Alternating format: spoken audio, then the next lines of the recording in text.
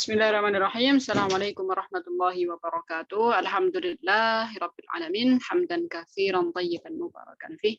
Allahumma shalli wa sallim wa barik ala Muhammadin.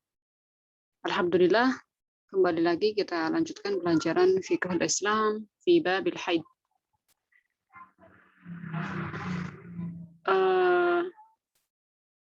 Laqad darasna wa qara'na fi al-madi أنواع الحيض الذي يخرج من الفرج المرأة. طيب هنا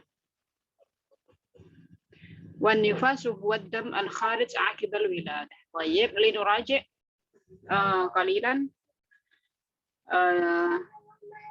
نبدأ درسنا بالبسملة. بسم الله الرحمن الرحيم. لا تنسينا الكراسات والأقلام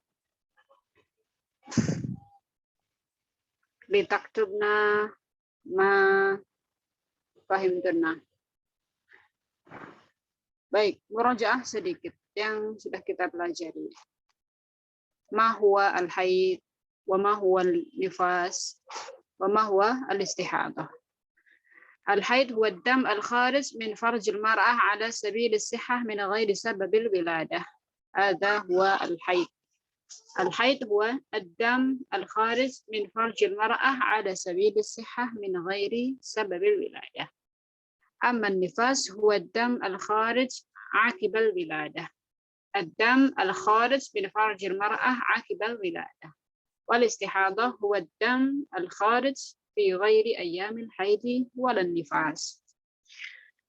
Jadi haid, nifas dan istihadah itu adalah sama-sama darah yang keluar dari kemaluan, akan tetapi mereka memiliki perbedaan ya, dan waktu yang tentunya di sini juga berbeda.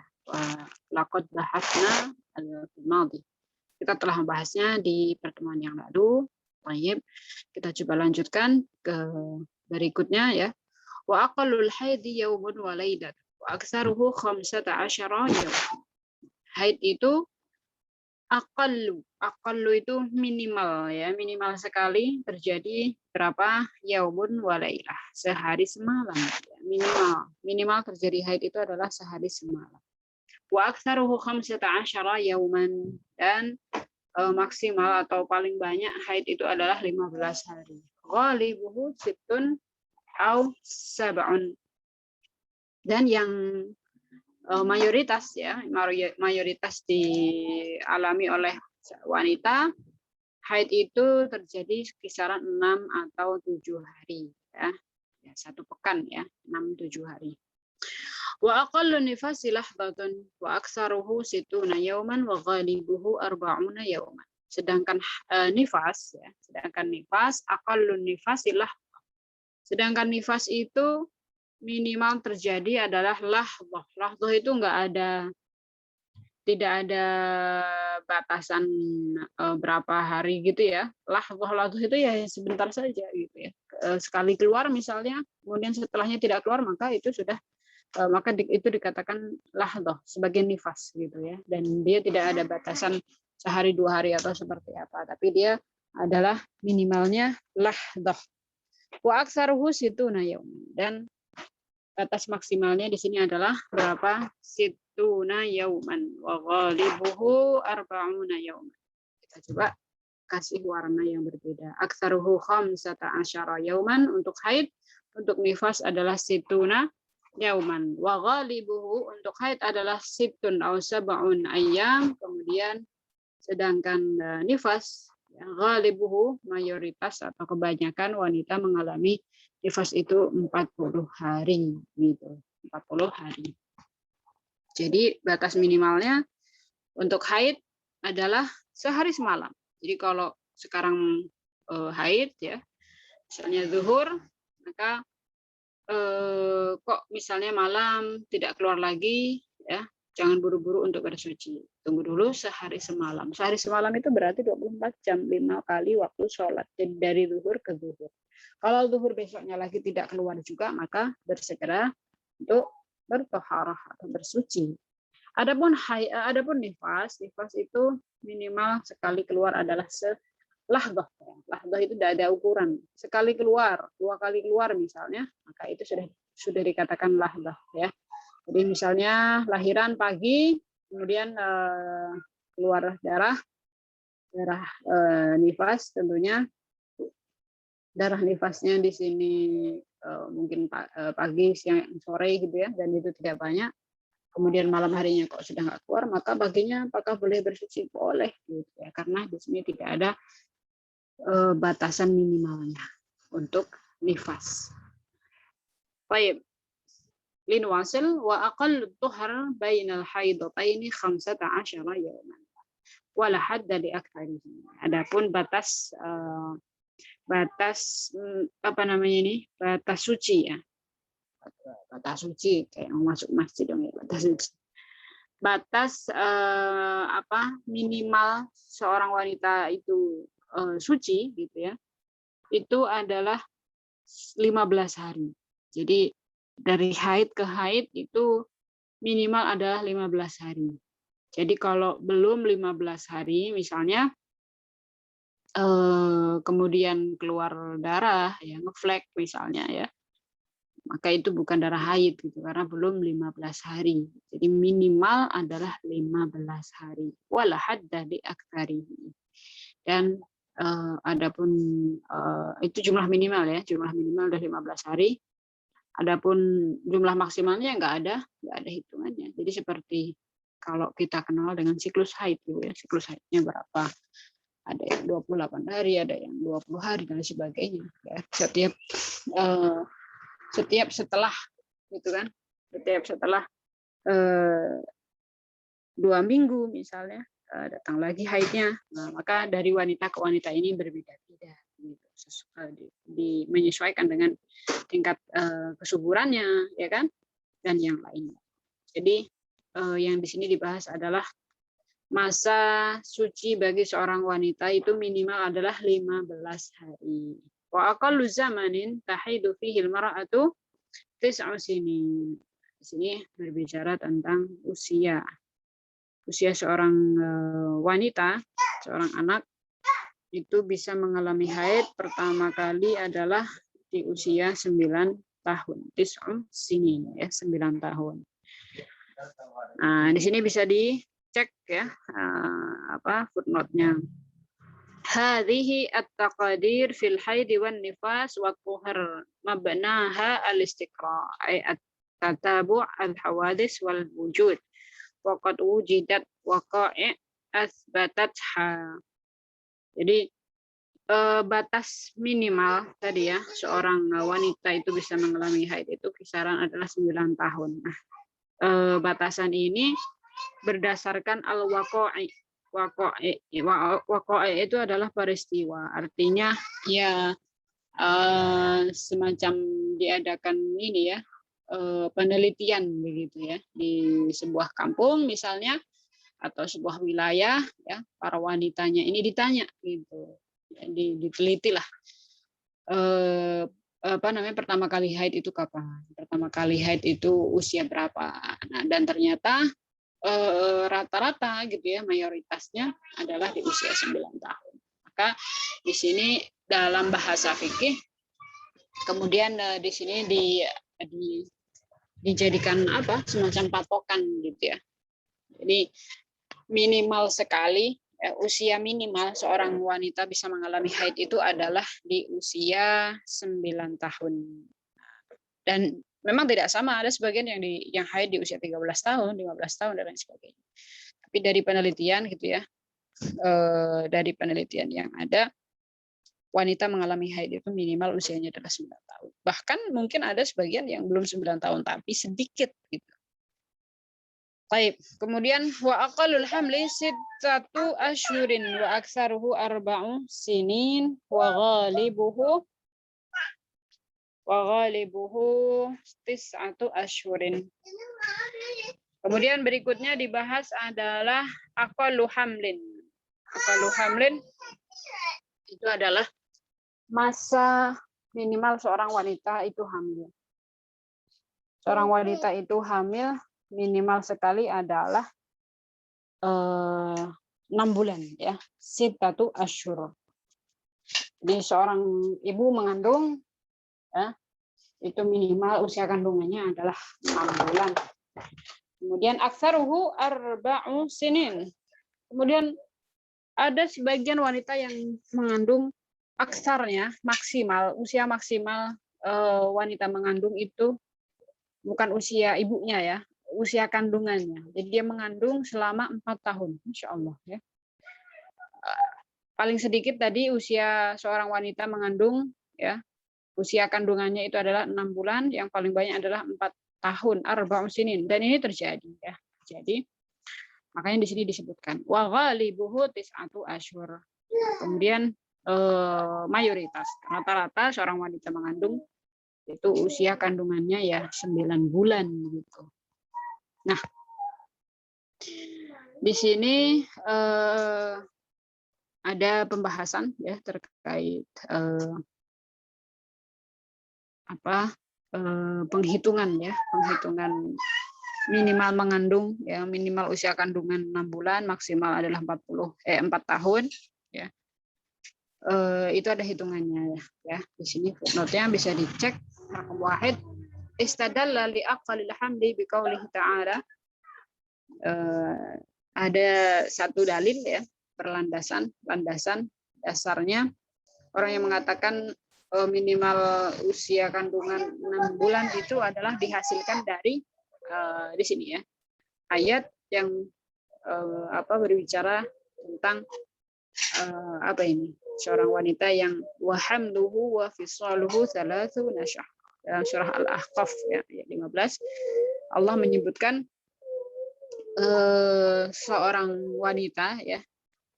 Di sini ada keutamaan untuk berbakti kepada orang tua. Salah satunya di situ disebutkan bahwasanya orang tua, ibu ya terutama, beliau adalah orang yang wahamluhu wa fisaluhu 3 syahra. Seorang wanita, seorang ibu itu hamil dan fisal itu menyapih, artinya dia menyusui. Kurang lebih waktunya adalah 3 syahra, 30 bulan. 30 bulan seorang ibu itu menyusui hamil dan menyusui. Maka dari 30 bulan ini kita bisa ambil kesimpulan dengan mengkaitkan atau dengan kita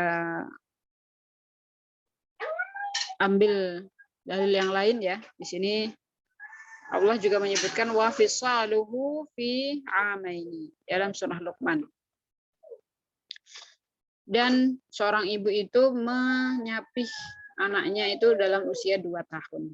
Nah, kalau yang tadi menyapih dan hamil selama 30 bulan. Kalau di sini menyapih ya, atau ya menyusui gitu ya, menyusui dan menyapih itu kurang lebih usianya adalah 2 tahun. Nah, 2 tahun itu kalau dihitungkan ke bulan, maka hasilnya adalah 24 syahra. Jadi ada 24 bulan gitu. Karena 1 tahun kan hitungnya 12 bulan ya. Maka فإذا كان مجموع الحمل والفصال 30 شهر والفصال وحده عامين كان الحمل 6 أشهر ya. Maka seorang ibu tadi ia berarti hamilnya adalah 6 bulan karena 30 dikurangi 24 bulan maka hasilnya adalah 6 bulan. Nah, ini adalah perhitungan minimal ya. Usia kandungan seorang ibu mengandung itu adalah 6 bulan gitu. Nanti kenapa bab ini dipelajari? Nanti ada kaitannya dengan bab-bab yang lain gitu ya, seperti bab waris misalnya, ya. Kemudian ada bab mungkin masa iddah ya dan lain sebagainya. Maka di sini dipelajari. Baik, ya adzunnu laqad fahimtunna ya, penghitungan 30 kemudian dihasilkan 6 bulan usia minimal usia kandungan ya, seorang ibu mengandung 6 bulan. Jadi seorang ibu mengandung 6 bulan kemudian lahir itu sebetulnya sudah seorang bayi itu sudah sudah siap gitu ya. Meskipun itu masih dibilang prematur begitu. Allahu a'lam. Kita coba lanjutkan ya. Wa yahrumu bil haidi wan nifasi thamaniyatu asya. Haid dan nifas itu yahrum tahrum alaihi as-shalah yang pertama. Jadi wanita yang mengalami haid dan nifas, jadi di sini adalah pembahasan hal-hal yang diharamkan atau tidak boleh dikerjakan gitu ya bagi wanita yang mengalami haid dan nifas. Yang pertama adalah as-shalah. Ada samaniyah, ada 8 ya. Ada 8. Yang pertama adalah as-shalah ya. Yang kedua as-shaum. Yang ketiga qiraatul Quran ya. Yang keempat adalah mashul mushaf. Mashul mushaf. As-salatu. Kita coba bahas di sini ya footnote-nya raqam 2. Undur hasyiyah safhah 34 wa hasyiyah 1 safhah 35. Ini apa namanya suruh melihat di bab sebelumnya ya. Bab halaman 34 dan halaman 35. Ini pembahasan haid yang kemarin kita bahas juga gitu. Jadi wanita yang mengalami haid itu tidak boleh mengerjakan sholat. Dalilnya bisa dicek di halaman 34 dan 35. Kemudian as-shaum ya, berpuasa. Berpuasa itu juga dilarang bagi wanita haid dan nifas. Di sini dalilnya ada ya. An Abi Sa'idin radhiyallahu anhu anna Rasulullah sallallahu alaihi wasallam qala fil mar'ah wa qad su'ila an nuqsani diniha alaysa idza hadat lam tasum wa lam tusalli wa lam tasum. Di sini ya. Ini sebetulnya hadis ini sudah mencangkup pelarangan sholat dan puasa. Alaysa idza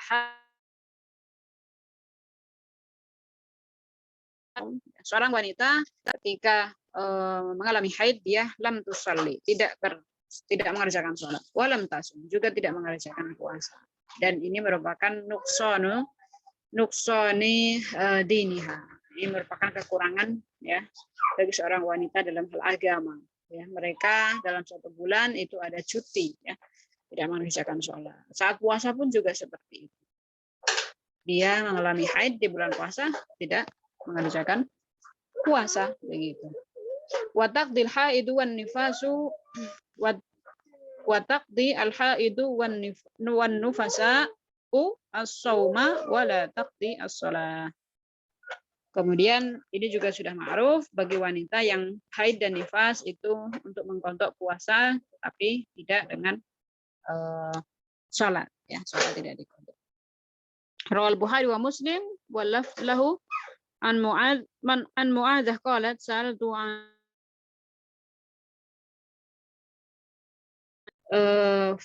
faqultu ya ma balul haid taqdi shaum wa la taqdi shalah ya.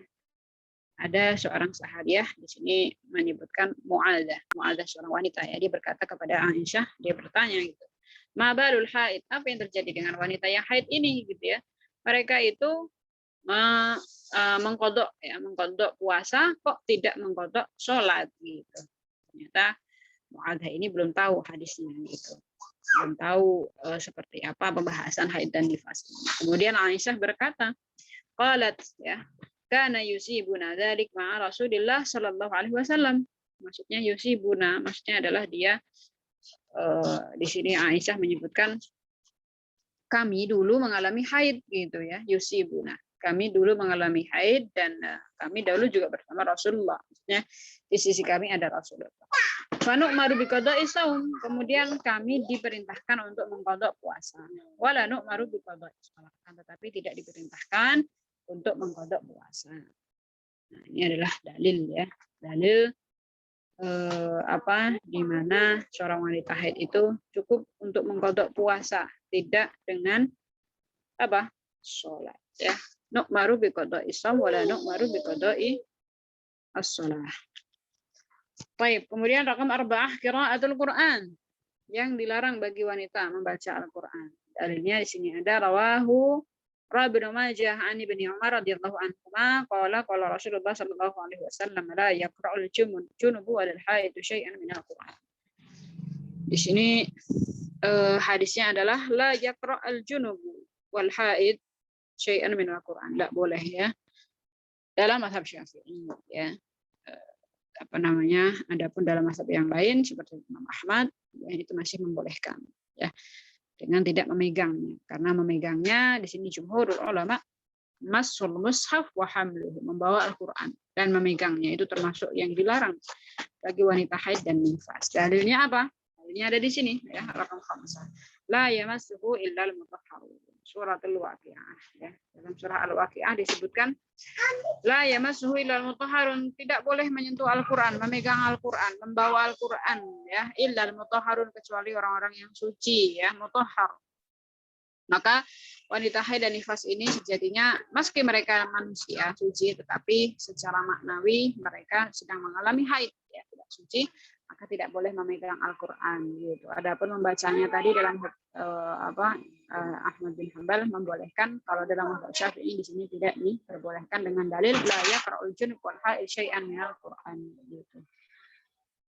Kemudian larangan berikutnya adalah dukhulul masjid wat tawaf wal wat'u wal istimta'.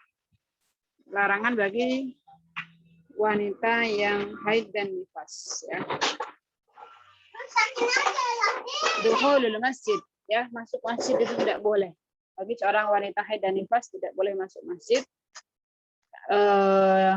Di sini ada keterangannya ya, raqam 1. In khafat talwithuhu, in khafat talwithahu. Jika seorang wanita yang haid dan nifas tadi khawatir, takut ya, talwith itu mengotori, talwis itu mengotori masjid. Wa illa fa yuhram alaihi al-mukthu wa taraddud fiha. Adapun misalnya dia tidak khawatir ya, atau dia yakin kalau haidnya ini tidak akan bercecer, tidak akan mengotori masjid, maka tidak apa-apa.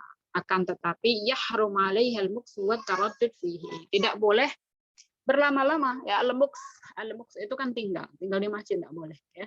Taraddud ya, wirawiri ya, bolak-balik misalnya, maka itu tidak boleh. Tinggal di masjid. La mujarrad ad-dukhul. Adapun misalnya hanya masuk, misalnya ya, ada perlu, maka itu masih diperbolehkan. Contoh misalnya ada majelis ilmu di dalam masjid, maka itu masih diperbolehkan, dan kita yakin haid kita ini tidak akan mengotori masjid ya. Dan alhamdulillah seperti saat ini sudah alat canggih ya, seorang wanita yang haid bisa memastikan haidnya tidak akan jatuh berceceran ya, dengan menggunakan pembalut dan sebagainya, maka itu diperbolehkan. Akan tetapi tidak boleh lama-lama gitu ya. Kemudian di sini keterangannya adalah an Aisyah radhiyallahu anha an Rasulullah sallallahu alaihi wasallam la uhillul masjida li haidin wala junubin. Ini adalah hadis di mana larang masuk masjid tanpa ada urusan atau tanpa ada alasan. Ada hadis yang lain yang membolehkan. Di sini Rasulullah sallallahu alaihi wasallam menyuruh Aisyah untuk mengambilkan al-khumrah. Nawil nil khumrah minal masjid. Ya Aisyah, nawil nil khumrah. Ambilkan aku ya. Di sini ambilkan aku sebuah sajadah. Khumrah itu sajadah. Yang sajadah itu di masjid. Kemudian Aisyah berkata, fakultu ini haid. Ya. Sedangkan aku haid gitu. Aku sekarang haid, kata Aisyah. Namun Rasulullah mengatakan inna haidotaki laisat fi yadi. Sesungguhnya haidmu itu tidak ada di tanganmu ya, tidak. Jadi maksudnya tidak mengotori, kalaupun kamu masuk masjid kemudian ngambil sajadah, insya Allah tidak akan mengotori masjid, dan itu tidak apa-apa.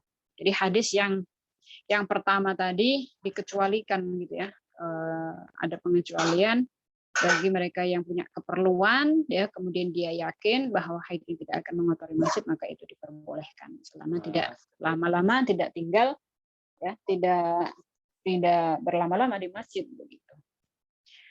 Kemudian at-tawaf ya. Nah, apa tadi al-khumrah? Nah, di sini keterangannya. Al-khumrah itu as-sajadah, al-hasir ya, atau tikar kecil, alladzi yad'uhu al-musalli li yusalli alaihi aw yasjud. Jadi ya, sajadah kecil untuk digunakan bersujud, digunakan untuk bersolat ya, melakukan sholat. Kemudian yang larangan berikutnya adalah at-tawaf ya. Ini larangan keberapa nih? Ke-6 ya. Ini 5 ya, kemudian ini 6, 7 dan ini 8. Yang keenam adalah at-tawaf. Dalilnya apa di sini? Inna tawafa bil baiti mithlus shalah. Tawaf itu seperti sholat. Ya, sholat juga tidak boleh bagi seorang haid, maka tawaf juga tidak boleh bagi wanita yang haid. Inna tawafa bil baiti mithlus shalah illa annakum tatakallamun. Akan tetapi ketika kalian bertawaf itu boleh berbicara. Kalau sholat kan nggak boleh ngomong ya. Faman takallama fala yatakallamu illa bi khairin. Ya, barang siapa yang ngomong ya, bicara, ngobrol, maka hendaknya dia berbicara yang baik gitu, karena pada saat itu dia sedang tawaf ya. Kemudian al-waqtu itu adalah ini ya, berhubungan intim suami istri itu tidak boleh bagi wanita yang sedang haid. Dalilnya di sini ya. Liqaulihi ta'ala fa'tazilun nisaa fil mahid ya. Liqaulihi ta'ala fa'tazilun nisaa fil mahid wa la taqrabuhunna hatta yatahurna. Sampai mereka suci. Fa idza tatahharna fa'tuhunna min haitsu amarakumullah. Innallaha yuhibbut tawwabin wa yuhibbul mutatahhirin. Disebutkan dalam suratul Baqarah. Al-istimta ya, al-istimta bima baina surrati war rukbah. Larangan yang terakhir adalah istimta ya. Istimta itu bagi seorang suami tidak boleh menikmati istrinya saat dia haid ya.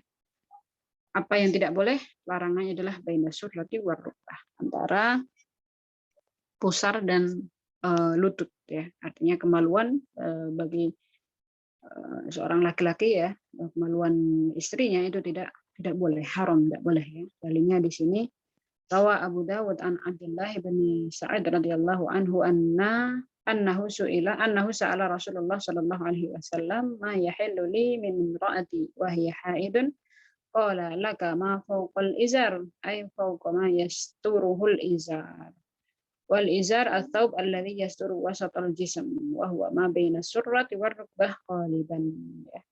Tanbih ajma'ul ulama ala anna nifasa kal haid fi jami'i ma yahillu wa yahrum wa ma yukrahu aw yundab. Ini adalah hadis di mana seorang wanita haid atau nifas itu haram untuk dicampuri ya. Hadisnya adalah bahwasanya Abdullah bin Sa'id radhiyallahu anhu pernah bertanya pada Nabi, ya Rasulullah gitu ya, apa yang dihalalkan untukku dari istriku ketika dia mengalami haid. Kata Nabi, la kama fawqal izar, bagimu ya, boleh bagimu, halal itu adalah ma fawqal izar, yang ada di atas sarung ya. Maksudnya biasanya sarung itu dipakai adalah yasturul izar, al-izar atau boleh yastur wasatul jism. Biasanya sarung itu dipakai untuk menutupi apa? Wasatul jism, separuh badannya. Bagian pertengahan badan ya, antara pusar dan lutut. Maka yang dibolehkan mafokal izar itu di atas, maksudnya kecuali yang ditutupi oleh sarung gitu ya. Jadi antara pusar dan lutut itu tidak boleh dinikmati oleh seorang suami ketika wanitanya atau istrinya haid dan nifas gitu. Wa huwa ma baina surrati war rukbah walidan. Baik, kita cukupkan sampai di sini dulu ya. Bisa disimak, bisa difahami. Kemudian jika ada pertanyaan bisa didiskusikan. Kita cukupkan. Alhamdulillahirabbil alamin. Assalamualaikum warahmatullahi wabarakatuh.